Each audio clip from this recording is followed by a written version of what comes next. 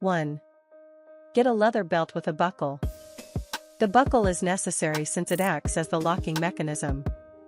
Any belt width is fine, but the thicker the belt, the stronger the handcuffs will be. If you want to test the handcuffs out, you also need a consenting partner. It's possible to put these handcuffs on yourself, but it might take a bit of maneuvering on your part to get out of them. 2. Fold the non-buckle end halfway to the buckle and flatten it. Grab the loose tail end and fold it back on top of itself to create a flat loop. The non-buckle end should hit about midway on the belt, and the side that faces out, when you're wearing the belt normally, is pressed against itself. 3. Thread the top of the flat loop partially through the belt buckle. Don't push the loop all the way through the buckle.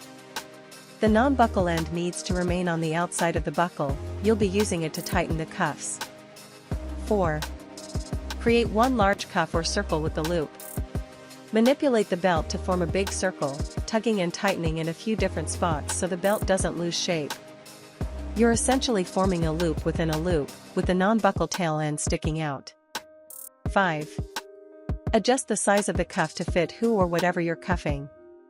If you're working with a partner, ask them to make a fist with each hand and hold both fists in front of them, pressed together.